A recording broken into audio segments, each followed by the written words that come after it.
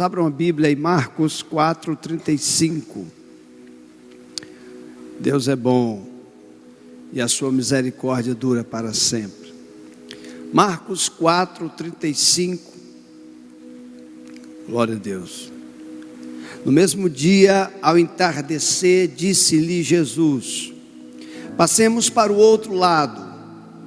E eles, deixando a multidão, levaram-no consigo no barco, assim como estava. Havia outros barcos com ele.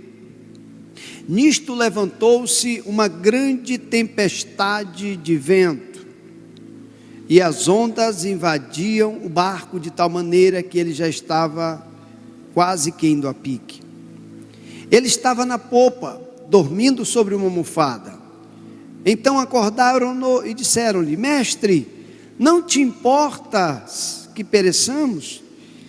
E ele se levantou, repreendeu o vento e disse ao mar: cala-te, aquieta-te. Então o vento se aquietou e houve grande bonança. Jesus lhe disse: por que sois tão medrosos? Como é que não tendes fé? E eles se apavoraram muito e disseram uns aos outros: mas quem é este que até o vento e o mar lhe obedecem? Digam graças a Deus. O texto que nós lemos, ele nos apresenta pelo menos 3 perguntas.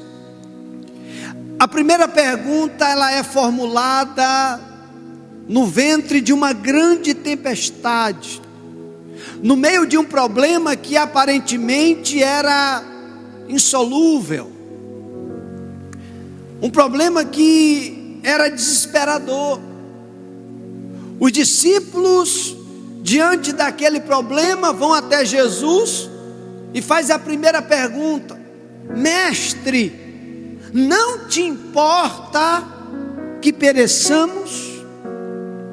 A segunda pergunta é a pergunta de Jesus aos discípulos, quando ele diz: por que vocês são tão medrosos? Vocês ainda não tendes fé? Aí a terceira pergunta é dos discípulos para os discípulos, depois que o problema é resolvido. Um olhando para o outro, boquiaberto, espantados, maravilhados. É assim que você vai ficar depois desse culto? Eu vou repetir para você dizer o menos glória a Deus. É assim que você vai ficar depois desse culto? Um olhava para o outro e dizia: mas quem é este que até o vento e o mar lhe obedece? Quem sabe quem é ele? É Jesus. O mesmo que resolveu aquele problema vai resolver o seu também essa noite. Eu quero falar rapidamente sobre esse texto intitulado Tema. Eu só vou dizer o tema se você prometer dar uma linda salva de palmas para Jesus, depois que eu falar o tema. Agora não, calma aí. O tema é: teu barco não vai afundar.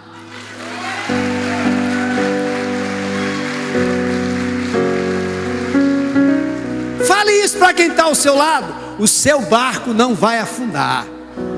Cutuca ele aí e diga: teu barco não vai afundar. Quando nós olhamos por uma ótica humana, diante da tempestade, diante das circunstâncias que aquele barco estava vivendo, aquele barco tinha tudo para afundar.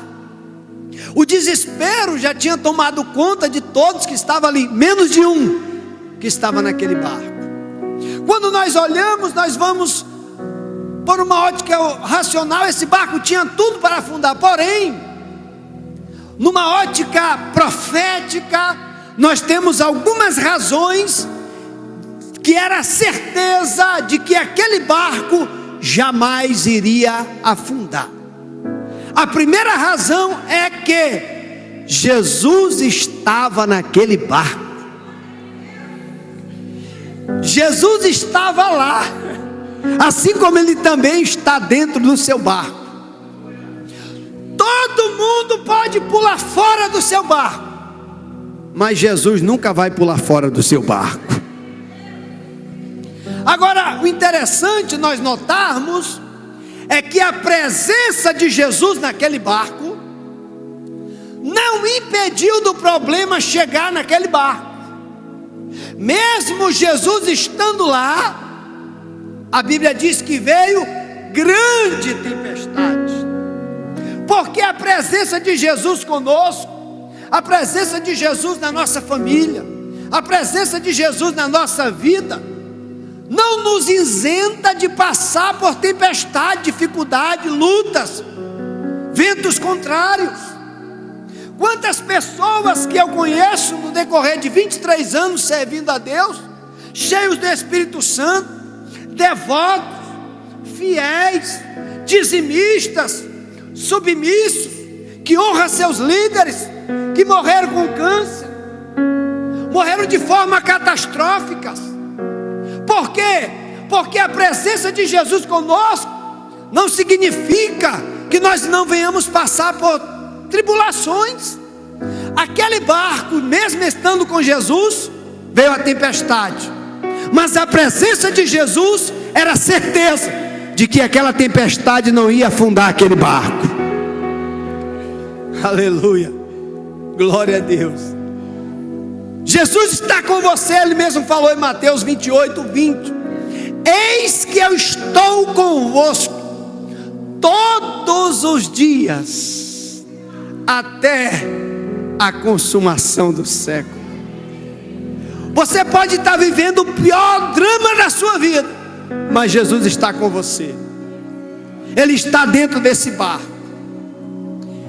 Em meio a toda essa tempestade, Ele está com você. Pastor, eu não estou sentindo a presença de Jesus. Mesmo você não sentindo a presença dele, Ele está com você. Quer ver? É mais ou menos assim. Coloca a mão no ombro da pessoa que está ao seu lado, olha para ela e diga assim: eu estou aqui. Bate no ombro dela e diga: eu estou aqui. Agora tira a mão do ombro dela, não toca nela, só olha para ela e diga assim: eu continuo aqui. Assim é Deus conosco. Tem hora que Ele bate no nosso ombro e diz: eu estou aqui com você. Mas tem hora que Ele não toca, não nos toca, nós não estamos sentindo nada, mas mesmo assim Ele continua conosco. Dê uma linda salva de palmas ao Senhor. A segunda razão pela qual era certeza de que aquele barco não ia afundar, era que seguiam outros barquinhos. Repita após mim: outros barquinhos seguiam o barco que estava com Jesus. Uma pergunta: se o barco que estava com Jesus afundasse, os barquinhos que vinham seguindo afundaria, sim ou não? Afundaria, sim ou não? Quem acha que afundaria, levanta a mão. Quem acha que não afundaria? Quem não acha nada? Claro, se o barco com Jesus afundasse, os outros barquinhos também iriam a pique, iriam naufragar. Sabe por que o meu barco e o teu barco não pode afundar? Porque mesmo você querendo ou não, tem barquinhos que estão te seguindo. Existem pessoas que sobrevivem através da tua fé, do teu exemplo. Quer ver? Quantos na tua família, quando estão vivendo algum dilema, para quem é que eles recorrem? Quem é que eles pedem oração? Quem é que eles pedem para você trazer o nome na igreja para orar? Você. Agora imagina se você afundar, se você desistir, o que vai ser dos seus filhos? O que vai ser da sua família? O que vai ser dos seus discípulos? Eu tive um momento da minha vida que eu cometi um suicídio ministerial. Eu cheguei para minha esposa, cheguei para minha família, eu disse: ninguém me chama mais de pastor, porque eu não quero mais ser pastor, não quero esse nome, essa nomenclatura, eu deleto da minha vida. Eu vou viver a minha vida, eu vou viver segundo os desejos da minha carne. E um dia um rapaz, ele olhou para mim e disse assim: pastor, nunca deixe de pregar, porque se o senhor morrer, eu vou morrer também. Eu disse: Deus, eu preciso voltar e fazer a tua obra. O teu barco não pode afundar, o teu barco não vai afundar, porque se afundar, um efeito dominó, é um efeito cascata. O teu barco vai chegar onde Jesus ordenou que vai chegar. Agora é interessante nós notarmos é que a palavra diz, já vou encerrar, cada vez que eu falar já vou encerrar, coloca mais 15 minutos, então já falei, são 15, já vou encerrar, coloca mais 15. A Bíblia diz que levantou-se grande temporal de vento. Diga: grande temporal de vento. Você não fala não, hein? Diga mais forte: grande temporal de vento. Aí, depois que o grande temporal se levantou, que o problema foi resolvido, Jesus acalma a tempestade, o mar se aquietou. Aí a Bíblia diz assim, ó: levantou-se grande bonança. Diga: grande bonança. Diga mais forte: grande bonança. Grande temporal, grande bonança, grande luta, grande vitória, grande problema, grande solução.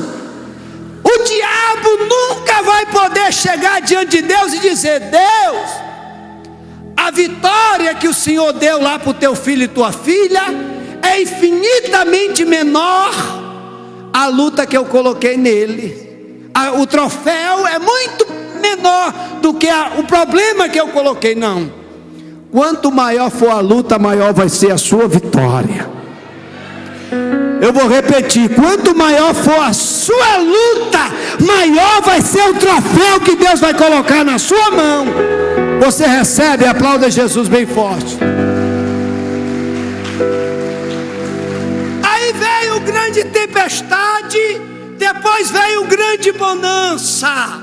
Sabe o que significa bonança? Tempo bom no mar. É uma linguagem naval. Tempo bom no mar. Está vindo aí um tempo maravilhoso para a sua embarcação, para a sua navegação. A vida não é só de luta não, meu irmão. Nós também temos que dar uma respiradinha. A vida não é só o deserto não. No meio do deserto também tem um oásis, tem umas 70 palmeiras, tem uma água cristalina para você beber. Ei, talvez até hoje tenha sido só de luta, mas fica tranquilo que está vindo uma bonança para você e a sua casa. Uma outra coisa que eu acho interessante, depois eu vou voltar para a última razão pela qual o barco não podia afundar, é que a tempestade estava sacudindo a fé dos discípulos, a ponto de, parece que eu já estou vendo Pedro colocando o colete salva-vida e já querendo pular fora, porque a Bíblia diz que o barco estava enchendo de água. Parece que eu vejo um já se preparando, se eu vou cair é fora. Mas a mesma tempestade, o mesmo vendaval que estava sacudindo os discípulos, era como uma cantiga de ninar que estava embalando o barco e fazendo Jesus dormir.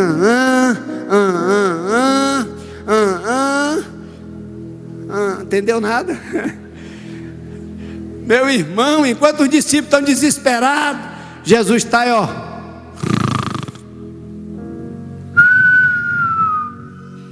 Enquanto os discípulos estão querendo ir para o Lexotan, para Tarja Preta, para o remédio controlado para poder dormir, por causa do problema, Jesus está descansando e dormindo. Sabe o que Jesus estava querendo dizer? Uma placa sinalizadora para os discípulos, mostrando para eles: ei, olha a minha cara de preocupado com esse problema, olha o desespero que eu estou por causa dessa tempestade. Se Ele é o meu exemplo, a minha referência, eu devo seguir os seus passos. Era como se Ele estivesse dizendo para os discípulos: se eu estou tranquilo, fiquem tranquilos também, porque eu sou o Deus do vento e do mar. Não existe problema que eu não possa resolver. Calma, não te desespera. Olha, você nunca vai ver Deus no céu assim: meu Deus do céu, como é que eu vou fazer para resolver esse problema? Não, nunca vai ver um anjo chegar para Jeová e dizer: Jeová, o senhor não dormiu direito não? Estou percebendo que o senhor está com olheira, o senhor teve uma péssima madrugada. Não. Ei, minha irmã, não perde sono por causa disso aí não vai resolver não. Olha para o teu Deus, a tempestade fazer ele dormir. Parece que eu estou vendo eles, nem imagino o que é que eu vou fazer na vida deles daqui a pouco nesse barco. Eles vão viver uma das maiores experiências da vida deles diante desse problema. Calma, fica tranquila. Aí ele levantou-se, repreendeu o vento, olhou para o mar e disse: quantos aqui tem cachorro em casa? Eu tenho uma, mas a bicha é desobediente, então ela não dá para seguir de exemplo não. Mas você que tem, você olha para o teu cachorro, ele está meio agitado. Quieta, rapaz. É assim ou não é? O que o cachorro faz? Murcha a orelha. Jesus repreende o vento, porque o vento é que fazia as ondas ficarem altas e agitadas. Jesus repreende o vento, resolveu o problema do vento, e o mar continuava ainda agitado. Que é isso, rapaz? A Bíblia diz: e o mar aquietou-se. Manda quem pode e obedece quem tem juízo.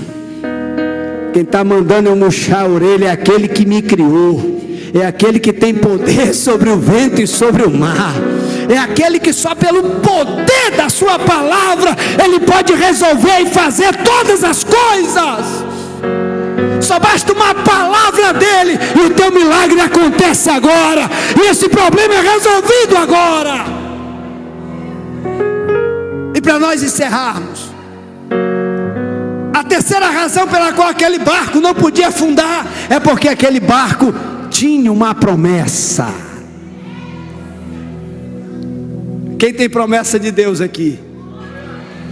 Você não vai afundar, porque a promessa, Jesus falou: olha, passemos para outro lado. A promessa não era para chegar no meio do mar e afundar, a promessa era chegar do outro lado. A promessa é para chegar onde?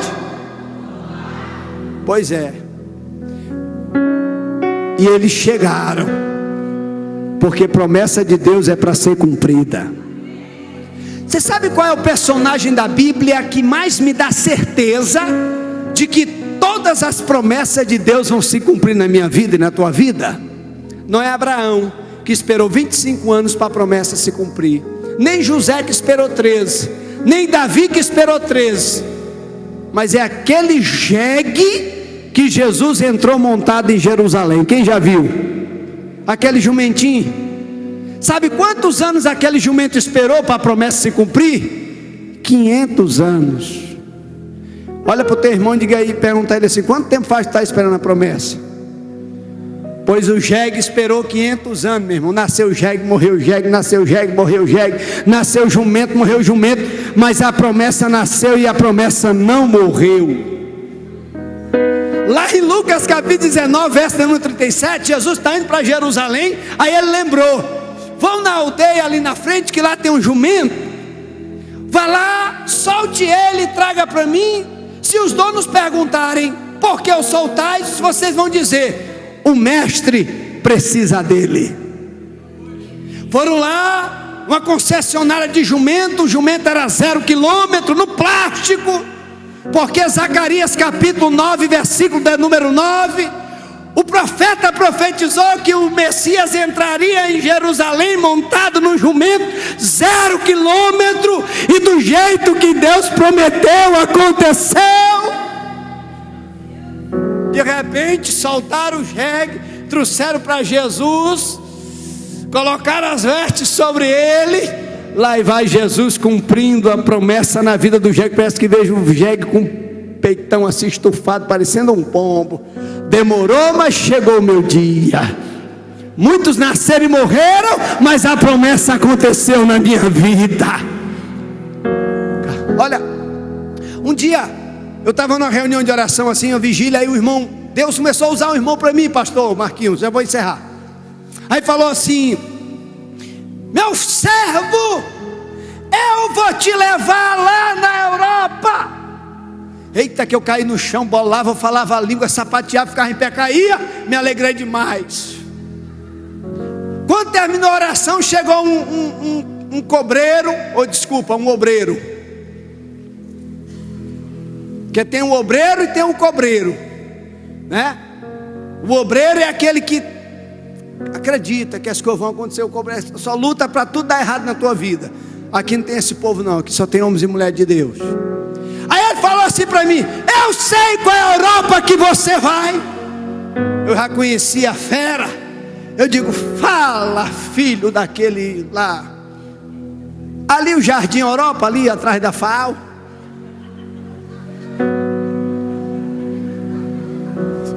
Porque lá o Jardim Europa, cada rua tem o nome do país da Europa, né? Eu disse para ela: vai tu e tua avó. Eu não dependo da tua fé para que a promessa de Deus se cumpra na minha vida. Se eu acreditar, a promessa vai acontecer para a glória de Deus. Aí quando foi em 2007, no dia da minha despedida, que eu estava indo lá para a Europa, lá para a França, aí eu estava com o passaporte na mão, diga glória a Deus, passagem na outra, diga glória a Deus, e atrás de mim estava o cobreiro incrédulo. Aí pastor, eu digo: eu vou esfregar na venta dele, nem no nariz, na venta. Eu só olhei por cima assim e disse: chupa essa manga.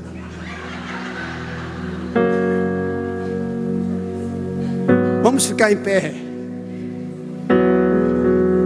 Ei, estou com vontade de ir aí te dar um abraço. Se você acreditar, já é suficiente para a promessa acontecer na sua vida.